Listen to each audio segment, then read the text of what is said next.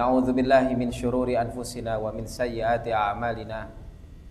May yahdihillahu fala mudhillalah wa may yudlil fala hadiyalah. Asyhadu an la ilaha illallah wahdahu la syarikalah wa asyhadu anna Muhammadan abduhu wa rasuluhu alladzi la nabiyya wa la rasula ba'd. Alhamdulillah, segala puji hanya milik Allah yang telah memberikan kepada kita kesehatan, banyak sekali kenikmatan. Pada hari ini kita pakai kesehatan tersebut untuk hadir di majelis yang mulia, yakni majelis ilmu. Insyaallah pada kesempatan ini kita akan meneruskan pembahasan kita tafsir juz amma, yakni surah At-Takatsur, surah At-Takatsur.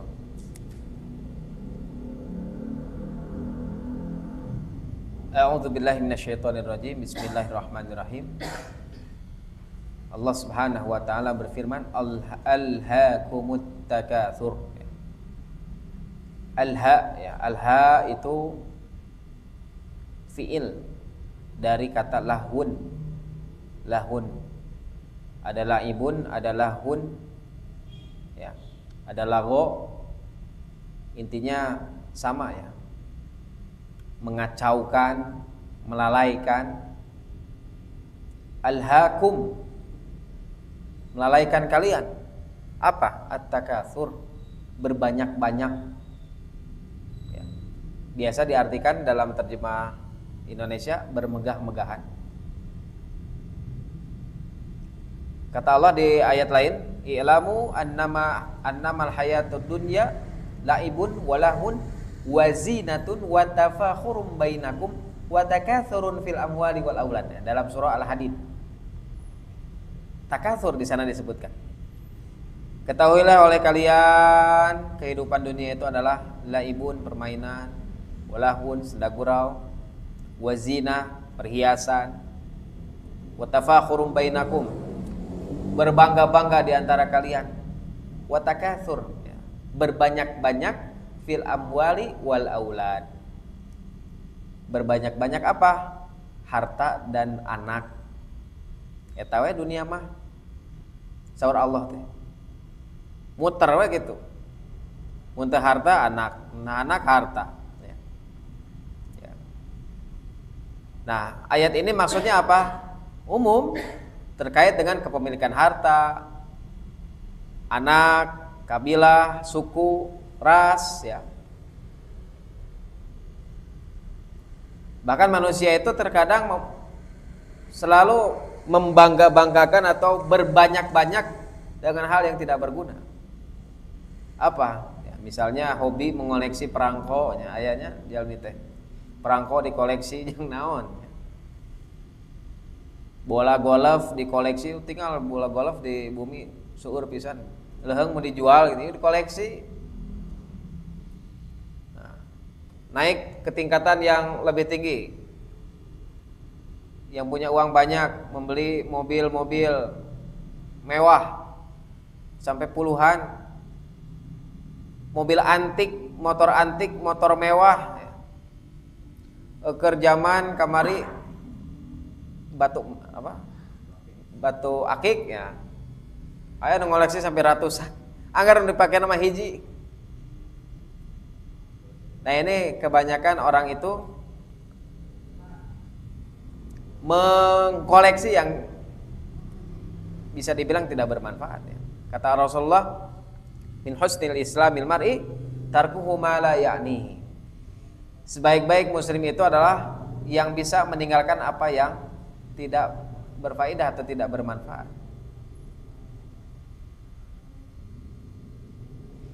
Nah, ini ada dalam hadis ya, Rasulullah alaihi salatu wassalam, dalam hadis riwayat Muslim, an Mutarrifin an abihi qala ataitun nabiyya sallallahu alaihi wasallam wa huwa yaqra'u alhaakumut takatsur. Mutarrif dari ayahnya, ia berkata, aku mendatangi Rasul Nabi Muhammad SAW. Beliau tengah membaca alhaakumut takatsur. ayat ini yang sedang kita bahas. Qala, kemudian beliau bersabda, yaqulu ibnu Adam, anak cucu Adam berkata, mali mali, hartaku hartaku. Ya.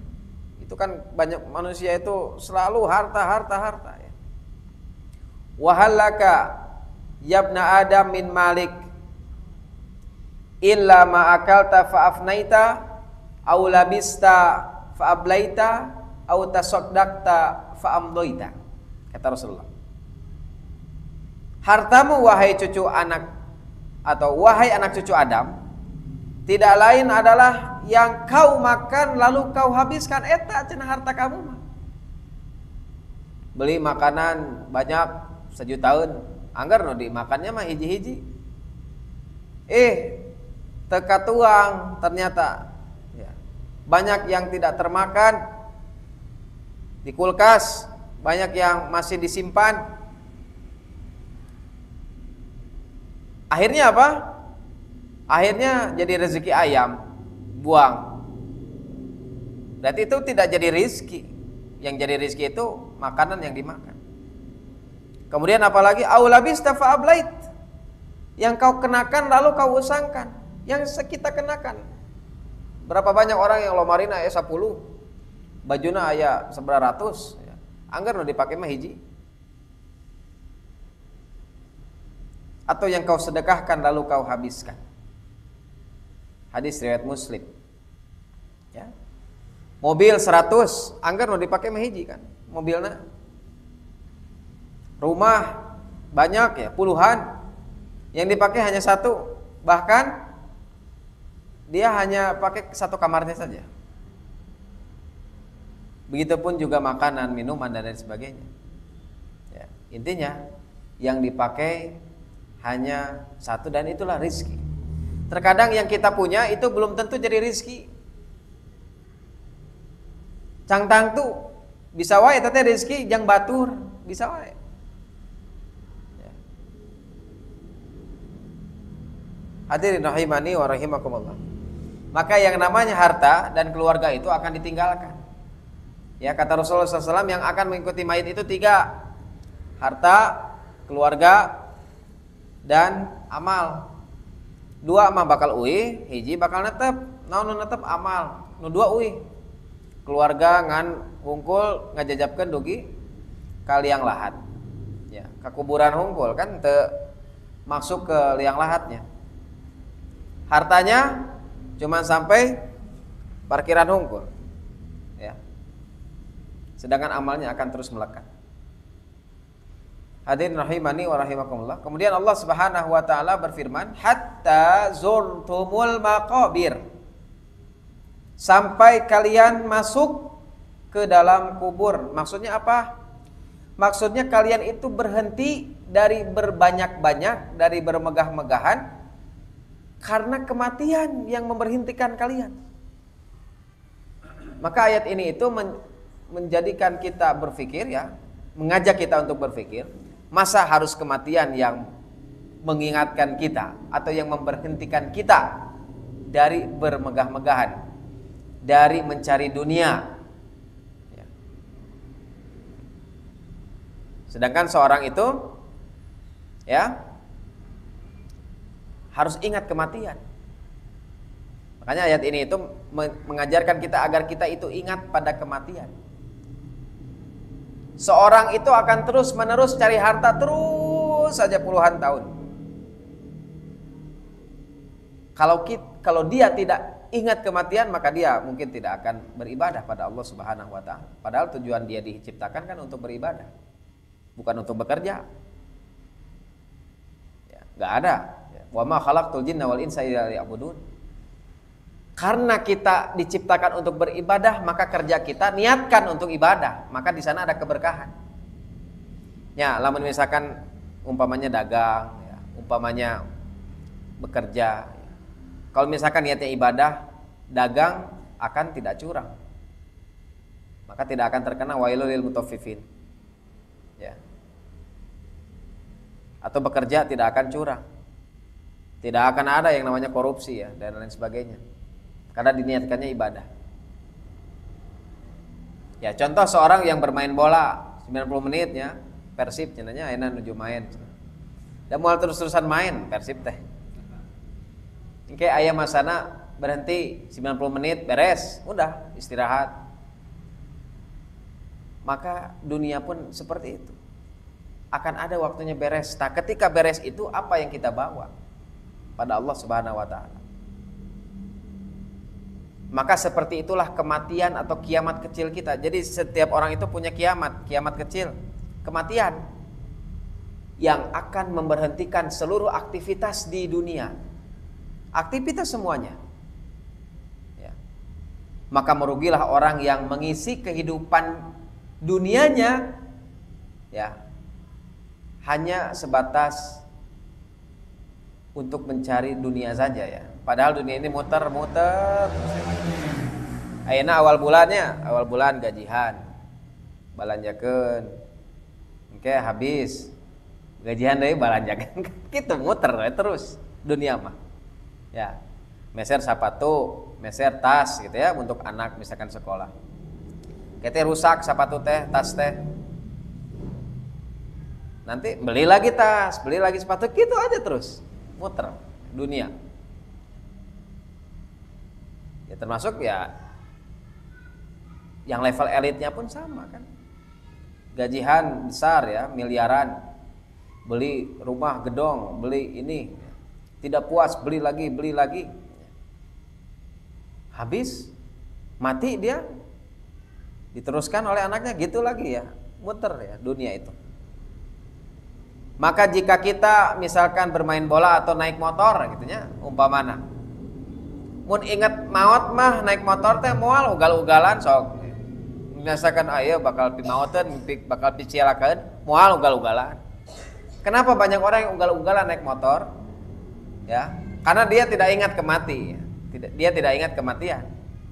Beda lamun misalkan dia ingat, lamun misalkan orang ngebut, mun misalkan orang ugal-ugalan, urang teh bakal cilaka, bakal nyilakakeun batur, urang bakal cilaka, bisa we maot. Nah, maka dia akan berhati-hati ketika naik motor.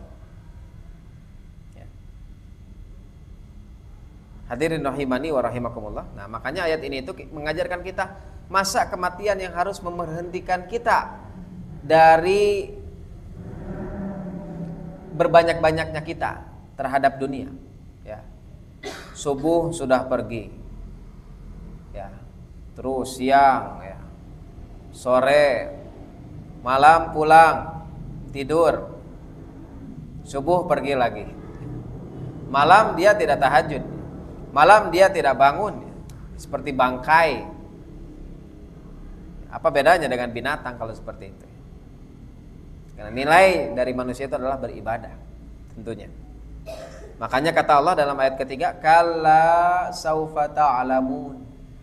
Sekali-kali tidak, kelak kamu akan mengetahui akibat perbuatanmu itu. Nah ini kata para mufasir, ya dalam At-Tabari ya, An Aliyin qala, ya, kunna nasyukku fi azabil qabri gitu ya. Jadi kami itu dulu meragukan tentang siksa kubur. Hatta nazalat alhaakumut takatsur hatta zurtumul maqabir. Sampai turun surat At-Takatsur. Berarti ayat ini itu menjelaskan tentang siksa kubur. Banyak orang yang meragukan siksa kubur. Apa ayat yang mengisyaratkan adanya azab kubur? Ayat ini. Kalla saufa ta'lamun. Karena ini ayat ini meneruskan ayat kedua tentang kuburan. Kali-kali tidak kamu akan tahu tuh akibat kamu melalaikan, akibat kamu bermegah-megahan, akibat kamu lupa pada Allah Subhanahu wa taala. Kamu akan disiksa dalam kuburan.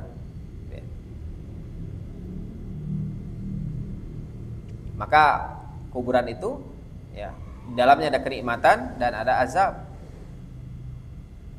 Dan itu adalah fitnah yang terakhir ya. Kalau bagi orang muslim itu fitnah terakhir setelah sakaratul maut.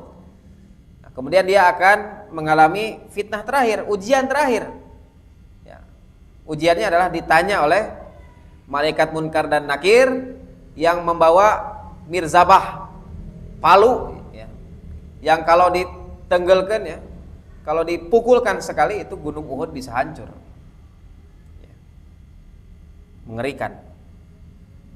Tapi ketika orang mukmin itu bisa menjawab ya, karena keimanan yang menjawab bukan otak ya. Mun otak nu ngajawab, orang-orang Jepang bisa ngejawab.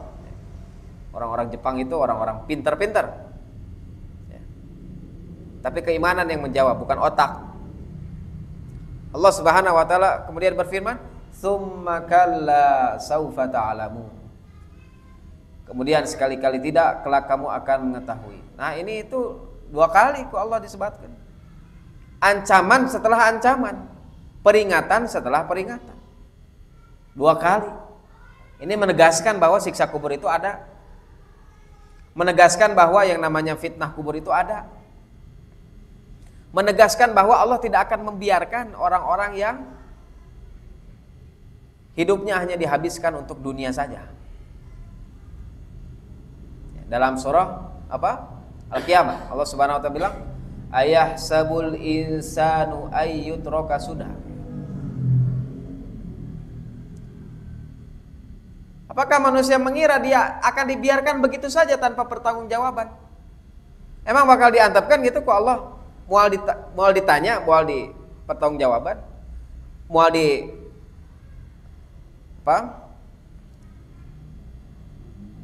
apa yang telah dia lakukan akan senantiasa dipertanggungjawabkan tentunya. Nah, kemudian kata Allah, "Kalla lau ta'lamuna ilmal yaqin." Sekali-kali tidak, sekiranya kamu mengetahui dengan pasti. Nah, ini ancaman lagi. Jadi sudah diancam kuburan, diancam di akhirat. Seandainya mereka tahu bagaimana neraka jahanam, niscaya mereka akan berhenti dari sifat rakus. Ya, mun ingat maut, mun ingat ya neraka jahanam teh mengerikan, mun ingat siksa kubur itu mengerikan, maka manusia akan tidak rakus ya. Manusia makan gitu. Boga hutang ya, jelema teh. Gajihan, kedewe hutang mah. Itu sifat rakusnya muncul. Padahal dia harus bayar dulu hutangnya. Ketika dikasih gaji 1 juta, kurang, bere 2 juta, kurang keneh, bere 3 juta, kurang keneh. Bahkan gaji pemimpin-pemimpin kita itu besar luar biasa ya. Tapi masih kurang. Gaji guru itu hanya berapa? 3 juta. Eta teh nu sertifikasi mungkin ya, atau yang PNS, dosen 5 juta, 4 juta. Tunjangan-tunjangan dan sebagainya 6 juta. Tapi gaji-gaji orang-orang yang duduk di istana atau di DPR misalkan ya, itu kan miliaran, jauh sekali. Tapi masih ada terdengar mereka korupsi. Nah, ini kan sifat manusia ini tidak ada habis-habisnya. Makanya hasanah fid dunya itu salah kalau diartikan harta. Hanya harta ya. Kita selalu berdoa, Rabbana atina fid dunya hasanah wa fil akhirati hasanah wa qina azabannar. Kita minta kebaikan di dunia. Kebaikan di dunia itu kalau hanya diartikan harta, orang yang punya gaji 5 miliar saja dia merasa tidak bahagia, ingin korupsi lagi. Berarti kan itu menunjukkan tidak bahagia. Tapi para guru gaji pas-pasan bahagia, luar biasa ya. Di sana ada keberkahan. Hadirin rahimani wa rahimakumullah. Kemudian kata Allah Subhanahu wa taala, la tarawunnal jahim. Niscaya kamu benar-benar akan melihat neraka jahim. Ini ancaman kedua setelah alam kubur. Ancaman kedua setelah alam kubur, yakni neraka jahim. Di sini Allah menyebutkan memakai lam. Lam di sini lam taukid. Kemudian di sana ada nun taukid juga. Dua ya. Benar-benar akan melihat neraka jahim. Kemudian kata Allah ayat 7, "Tsumma latarawunnaha ainal yaqin." 2 kali. Kemudian kamu benar-benar akan melihatnya dengan mata kepala sendiri. Nah, ayat 3. keyakinan tehnya. Keyakinan itu dibagi 3. Ada ilmul yakin, ada ainul yakin, ada hakul yakin. Naon cenah benterna? Ini tingkatan ya. Contoh, seseorang sudah mengetahui dengan yakin bahwa Makkah itu ada, Ka'bah itu ada, Masjidil Haram ada, di dalamnya ada Ka'bah. Sudah tahu. Sok ninggal di mana? Di TV, cenah ya. Di internet, di YouTube. Itu namanya ilmul yakin. Ternyata dia dikasih rezeki oleh Allah untuk berangkat ke sana umroh atau haji. Masuk ke Masjidil Haram untuk tawaf, melihat, oh iya Ka'bah teh. Maka itu namanya ainul yakin. Dia melihat dengan mata kepala sendiri. Ka'bah bagaimana bentuknya, kotaknya teh kumaha. Kemudian ketika dia tawaf, ya, tawaf kan biasanya siga baygon kitanya. Dari jauh mendekat gitu ya. Sampai dia mencium Hajar Aswad sampai memegang, oh iya Ka'bah teh. Ini rumah yang tua yang Allah ciptakan, yang Allah buat untuk manusia beribadah ya. Pada Allah Subhanahu wa taala dengan menghadap Ka'bah tentunya. Itu perintah Allah, bukan berarti musyrik gitu ya. Perintah Allah Subhanahu wa taala. Dipegang Ka'bah teh, itu hakul yakin. Jadi ada 3 tingkatan. Ada yang pertama ilmul yakin, yang kedua ainul yakin, yang ketiga hakul yakin. Nah, kalau kita kaitkan dengan ayat-ayat surga misalkan, kita tahu ayat-ayat surga luar biasa. Jannatun tajri min tahtihal anhar. Surga teh di bawahnya mengalir sungai-sungai. Kemudian apa kata Allah dalam surah Ar-Rahman? Hurum maqsuratun fil khiyam ya. Tiap di surga itu ada tenda-tenda yang disediakan bagi orang-orang beriman itu bidadari ya. Kita kan baru mengimani dalam Quran, belum ainul yakin. Nah, kita nanti dibangkitkan oleh Allah Subhanahu wa taala dan kita lihat surga, itu ainul yakin. Dan ketika kita masuk ke surga dan kita rasakan kenikmatan surga, itu adalah hakul yakin. Hadirin rahimani wa rahimakumullah.